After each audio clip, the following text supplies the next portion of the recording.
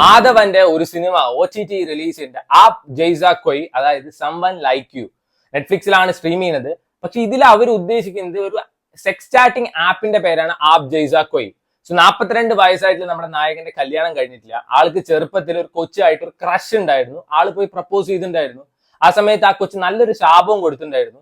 നിനക്ക് ലവും ഉണ്ടാവില്ല, സെക്സും ഉണ്ടാവില്ല ഈ ജീവിതത്തിൽ എന്ന്. ഇതിലും ഭേദം നിന്റെ തലയിൽ ഇടുത്തി വീഴും, ഹോസ്പിറ്റലിൽ കൊണ്ടുപോകുന്ന വഴി നീ പാമ്പ് കടിച്ച് ചാവെന്ന് പറയുന്നതായിരുന്നു. 42 വയസ്സായിട്ടുള്ള നമ്മുടെ നായകൻ ഇപ്പോഴും വെർജിൻ ആണ്, ഇൻട്രോവേർട്ട് ആണ്, ഷൈ ആണ്, ആൾക്കാരെ മുഖത്ത് നോക്കി സംസാരിക്കാൻ വരെ പേടിയായിട്ടുള്ള ആള്. ഒരു 32 വയസ്സായിട്ടുള്ള ഹാർട്ട് ആൻഡ് സെക്സി ആയിട്ടുള്ള ഭയങ്കര എക്സ്ട്രോവേർട്ട് ആയിട്ടുള്ള ഒരു നായികയായിട്ട് റിലേഷൻഷിപ്പിലാവാണ്. പിന്നെ നടക്കുന്ന കാര്യങ്ങളൊക്കെ പറയുന്നു.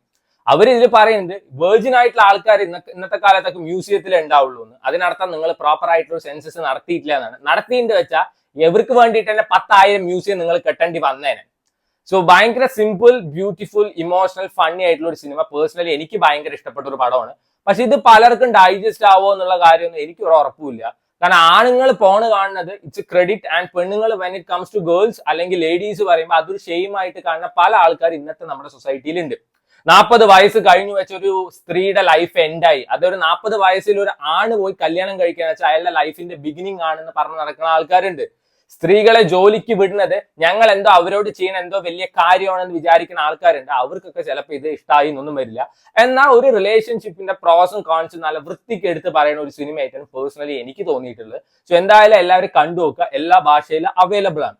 സോ മാധവന് പറയുമ്പോൾ this is just a cake walk എന്നേ പറയാനുള്ളൂ. ഈ തനു വെജ്മാനു നമ്മുടെ കങ്കണ റണാവത്തിന്റെ ഒക്കെ ഒപ്പം കൂടെ ഉള്ള പടം പോലത്തെ പടമാണ്. പക്ഷെ ഇത് കുറച്ചും കൂടി അടിപൊളി പടമായിട്ടാണ് പേഴ്സണലി എനിക്ക് തോന്നിയത്.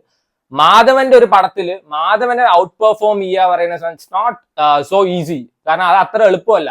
ഇപ്പൊ പെസ് കളിക്കുന്നവർക്ക് അറിയാം, ഡിഫൻസിൽ മാൽജിനി ഉണ്ട് വെച്ചാൽ പിന്നെ അങ്ങോട്ട് തിരിഞ്ഞു നോക്കേണ്ട ആവശ്യമില്ല. അതേപോലെ തന്നെ ആ സിനിമയില് മാധവൻ ഉണ്ട് വെച്ചാൽ പിന്നെ ആളുടെ പണി ആൾ വൃത്തിക്ക് ചെയ്തോളും. ആൻഡ് അതൊരു പോസിറ്റീവ് ഫാക്ടർ കൂടിയാണ്. പക്ഷെ ഇതിൽ മാധവനെ ഔട്ട് പെർഫോം ചെയ്തൊരു ക്യാരക്ടർ ഉണ്ട്, നമ്മുടെ പിക്കിൾ ആൻഡി. ആ സിനിമ കാണുമ്പോൾ നിങ്ങൾക്ക് മനസ്സിലാവും. ആളുടെ പേര് എനിക്ക് ബേസിക്കലി ഓർമ്മ. കിടിലം പെർഫോമൻസ് ആയിരുന്നു, അടിപൊളിയായിരുന്നു. എസ്പെഷ്യലി ഈ സിനിമയത്തെ ഇമോഷണൽ സീൻസ് ഒക്കെ വൻ കിടുവായിരുന്നു.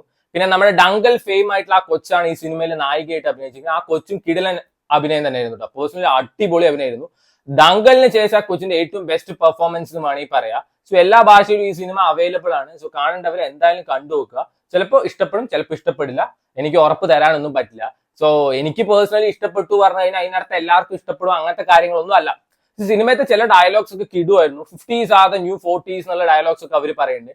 അതേപോലെ തന്നെ if life doesn't give you lemons make your own sharbat. അതായത് ജീവിതം നിങ്ങൾക്ക് നാരങ്ങയൊന്നും തന്നില്ല, നിങ്ങൾ നിങ്ങളുടെ സർബത്ത് തന്നെ ഉണ്ടാക്കുക. അത് ഏത് അർത്ഥത്തിലാണ് പറഞ്ഞതൊന്നുമല്ല, പക്ഷെ അടിപൊളിയായിട്ടാണ് പേഴ്സണലി എനിക്ക് തോന്നിയത്. നല്ല പടം, കൊച്ചു പടം, ഇമോഷണൽ എലമെന്റ്സ് ഒക്കെ അടിപൊളിയായിരുന്നു. റൊമാൻസ് ട്രാക്ക് അടിപൊളിയായിരുന്നു. ചില കോമഡി ഫണ്ണി മൊമെന്റ്സും കാര്യങ്ങളൊക്കെ ഉണ്ട്.